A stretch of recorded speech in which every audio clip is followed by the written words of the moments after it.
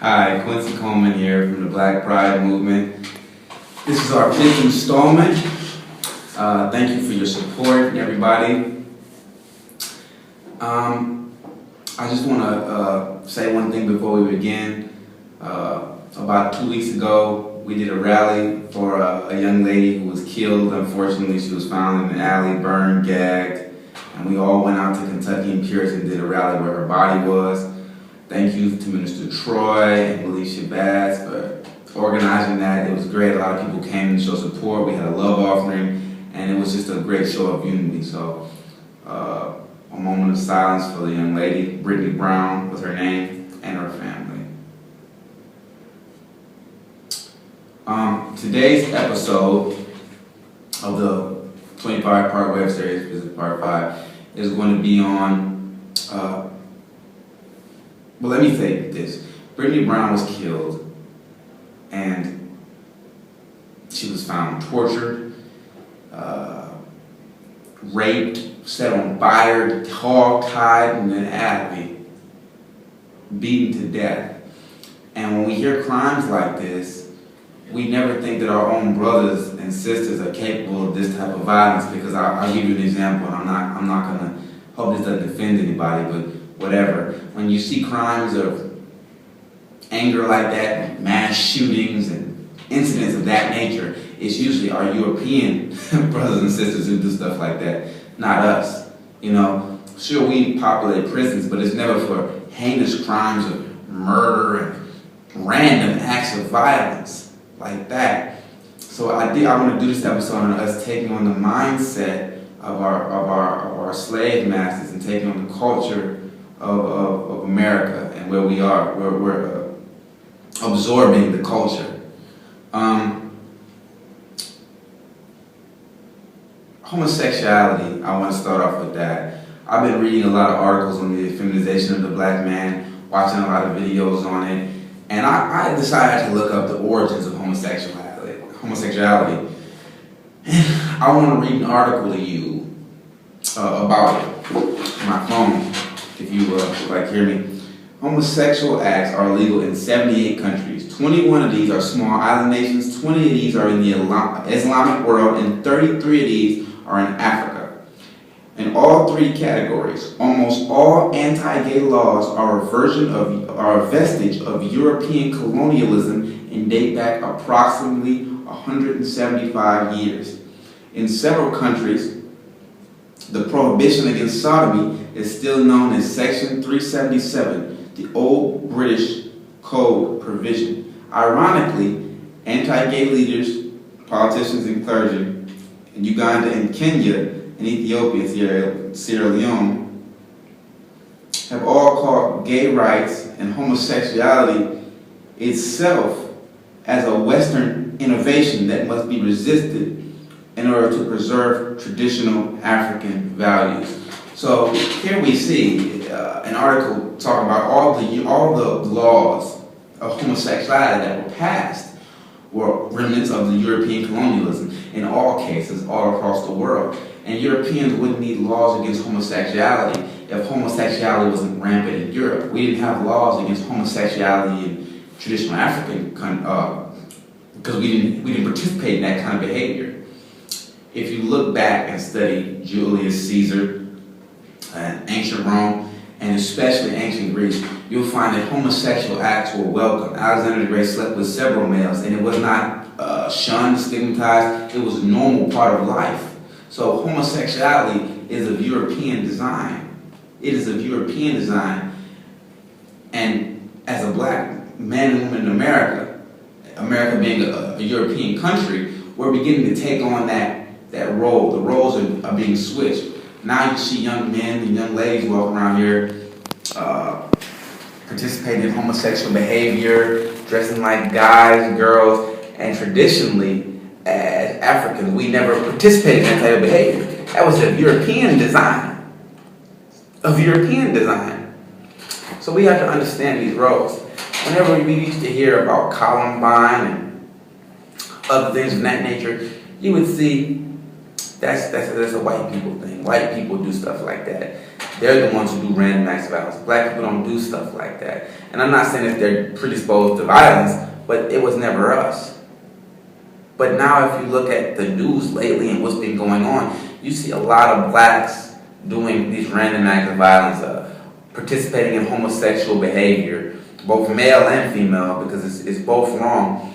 So you have the roles that we have so absorbed the culture that is around us that we've lost touch with our original values and roots. Like these guys are saying on the thing, we have to ban this to maintain our cultural heritage. I want to read another passage to you guys from a book called Race, Authority, and Urban Politics. And I'm going to talk about this line after I read it. It's very interesting to me because I want to talk about the role that is being played and how it's really not our fault. We're put in a situation where we don't know ourselves and expected to survive. So we've really taken on a whole nother role. The pattern role orientation in American race relations is the white imputation of the Negro's inferiority. This attitude has so sharply distinguished blacks, not only from whites, but from all other racial groups, that it has produced a dichotomous cleavage in American society comparable to possession or non-possession of economic authority and class relations. Now, what this is saying is the attitude of the European towards the Negro. The attitude of the European towards the Negro has so deeply separated us from everybody, not just whites, because their attitude has been so bad against us that everybody has picked up hatred for us, that regardless of what social class you're in, what economic group, you're still in the same boat that you will always be in and that you will always be in, regardless of you can get out of it, but you will never get out of it on an economic, social basis, because just because you make a lot of money or have degrees that doesn't, as this article just said, you are not equal to them. It's too far gone for you to be equal to them. I read the article to you on homosexuality to tie it into this point. Although you're in this situation I just read from where you're separate, it's not your fault. It's not because of you're just naturally inferior and God designed it this way. It was set up for you to fail. They never freed you as slave and said, I want you to be my equal. They set it up for you to be a permanent underclass, as Dr. Claude Anderson likes to say. You're a permanent underclass. That's how it's set up. And I love how they set it up. And then when we play into our roles that they set up, they want to point us and say, look, these people can't do nothing, they're nothing, even though they set us up to be nothing. That's like me taking a baby pit bull and sticking it into a cage. It's in a cage, it's a baby. Feeding it normally and watching it grow. And as it grows, it can't grow, so it becomes deformed, and it grows out of this environment. It's deformed. And then me bringing my friend over and say, hey, look at that pit bull, look how ugly it is. And my friend saying, well, wait a minute. You're the one who put that pit bull in the cage. You didn't give it what it needed. You didn't nurture it. And now you're pointing at it as if it's some kind of freak of nature when you created it. The situation, we were socially engineered into our situation by a group of people. And I have come to the conclusion personally, a lot of people might disagree with me, that in order for us to get out of our situation, they have to socially engineer us out of our situation. Because it's cool we can put on our black pride things all we want to. We can be with the nation, a great organization. We can NAACP, But the simple problem is we started off 150 years behind the 8 ball with nothing, and we're told to compete with people who had everything. We can never catch up. We can never catch up, and every time we try to make progress, they stop us. And then they look at us, and then Malcolm said, the white man gives you the liquor, and then arrests you when you're drunk. They give you the guns, and then they look at you like why you guys killing each other. they give you crack, and then they say, oh, then they give you anti-crack laws. They're doing this on purpose. So every time you get something, Tesla, Oklahoma, when they bomb, they take it away from you by any way they can. They bomb it, they destroy it, they make up laws against it, so you can never get anywhere. You can never get anywhere playing their game in their world. And I also want to cover a number of different topics today. I know I'm jumping topics, but I'm going to jump topics. Do I personally believe that all white people are bad? No. Do I personally believe that the white man is the devil in the sense of a religion sense, the literal devils? No, I don't. I believe their culture has produced a lot of devils, and their culture is extremely destructive to everybody, but I do not believe they are inherently evil. What I believe that happens is they get so used to white privilege and white power, and I don't mean powers in white power, I mean white powers in their ability to walk in underqualified and get a job because of the color of their skin, that when it comes time to deal with social injustice, they don't want to deal with it because they get the benefit of the doubt because they're white privilege. So I don't think they're inherently evil. Some of them are, but not all of them just because they're white. I think the system has just been designed in such a way where it benefits them, and they like the benefits they get from it, so they don't want to go against the system. I think that's what's happening now. And I think, once again, it really has to be impressed on embedded in our minds as blacks that this is not your fault. It's not your fault that you live in poverty. Now, I'm not going to say, sure, you might have made some decisions to get yourself out, but it was designed for you to fail.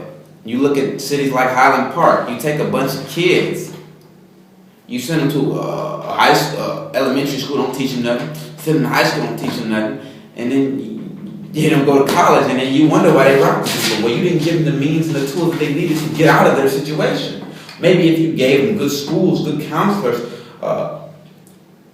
and provided these scholarships, and I don't mean like one or two here where you can apply and said you guys are going to college and make college affordable. They could rise up and take care of their families. If you guys didn't take jobs overseas, people could work and support their families, and crime would go down. But it's because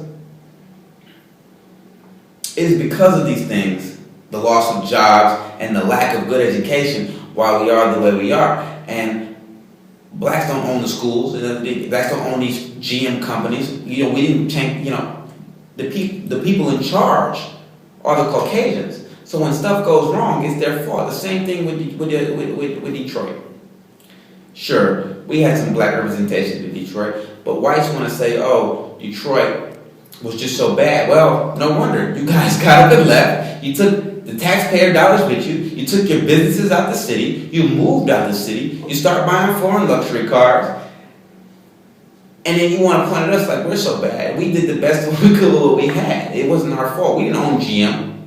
We didn't take factories out of Highland Park. You guys did. So you can't blame somebody for their situation.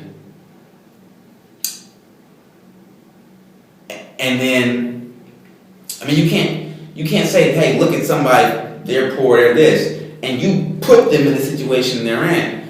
I'll give you an example. I'm going to touch on a different topic for now. Progress.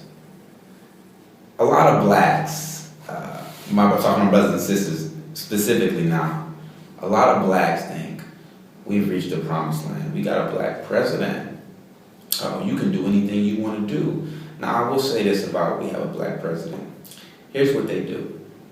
They put one Negro up on a pedestal, and they say, look, you can be whatever you want to be. One Negro, because he's president, that does not help the masses of us. There's no direct correlation between black elected officials and blacks getting help. We had 800 black elected officials in 1930, 1940. And we got 9,000 black elected officials. And like I said earlier, there's still no correlation between black officials getting elected and the condition of black people improving. And this is because black people have become ignorant, so ignorant, that we don't demand anything of our elected officials. We got 9,000 black elected officials, and the condition still hasn't changed. We got a black president. In 1890, we owned less than half of 1% of the economy, and that was pretty good from where we came from. And now, 115 years later, we still own 1.5%. We got a black president, so if we're supposed to be improving in our condition because of the presidents we have and the number of elected black officials, and our condition is just getting better, why aren't we owning stuff? We have to ask ourselves, why? Is it our fault that we say we're just inferior? No, it's because it's been socially engineered for us to be a permanent underclass. It was never intended for us to rise any higher than slaves. And then they use us as workers. And now they have no need for us because the technology has replaced us. You keep a black as a dishwasher, and when they invent a dishwasher, they get rid of you. You keep a black person to operate an elevator, they get automatic elevators, they get rid of you. You keep a black person to work in a factory, automatic factories, they get rid of you.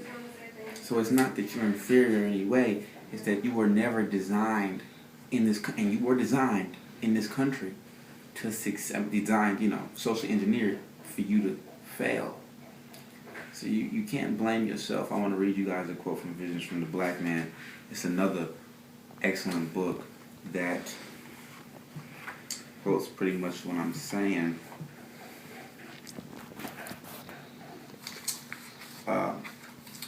The fact that we still have casualties as a result of the unrelenting attack on our humaneness and our lives is far from profound insight with the ongoing economic, educational, physiological, political, and even military assault on black life. There is no wonder that we have prisoners of war, poor, ununiformed, self-destructive, and confused people. But all this going on, it's not your fault, brothers and sisters, so you can't beat yourself up and look at yourself as nothing, because as you see, we built the pyramids, We built the pyramids, so clearly it's not that we're just stupid. It's that in the environment we're in, we can't flourish because we were never designed to be in this type of environment, and we have to fight back on all fronts in order to get out of the situation we're in. And it doesn't matter what front you fight on. If you want to fight on the front with the Honorable Minister Louis Farrakhan and Muhammad's economic plan, if you want to fight with the New Black Panther Party, if you want to fight with me, the Black Pride Movement, one of my brothers, Clinton, his name's Clinton Top. He has a lot of organizations that he's working with. You can fight with them. You can fight with the NAACP. No, you can't. No. You can't fight with the NAACP. Nah. There's a lot of other organizations out here that you can choose to be a part of. As long as I always say this, I don't care what you do, where you are, gay, straight. I'm gonna let you know the stereotypes behind it and the problems with it that were set up. But gay, straight, it doesn't matter. I say, as long as you have a Pan-Africanist spirit. The problem is with a lot of organizations, you try to correct people's lives. I'm not trying to correct your life, brothers and sisters. I'm going to let you know what's wrong with the way you live, and I'm going to let you make that decision. But I don't care what you do, as long as you know you're black and you are proud to be black. Because when you are proud to be black, you will act like a black person, and it will follow. You will want to take care of your family. You will want to live right in the eyes of God. So it's not your fault, and keep that in mind whenever somebody points to you, and don't let them put other people on. Don't let them point to people of success. And as I was saying, Dr. Claude Anderson said this. He said, if hard work equals success, then every African man and woman, every black man and woman, and every person of color in this world would be a millionaire. They did not work hard for what they got. They took it from you. And they conned and they cheated their way to the top. So don't ever think that you are inferior to your European predator, brothers and sisters, I guess you could call it. So this is Quincy Coleman from the Black Pride Movement. Thank you. And for another edition, I want to say this too. Just in the way you live your life, you gotta maintain your, even if it's little things, like for example, I'm wearing my cartouche. It's an African Egyptian symbol, I'm wearing it, and it symbolizes a life. It's supposed to protect me. My name's in the air, and it's wrapped around, protects me in life and afterlife. Just the things I keep around me. My dish from Morocco. So we gotta make sure that we always wrapping, blanketing ourselves in our culture, and it may not seem like much, but it gives me, So thank you once again. Good night.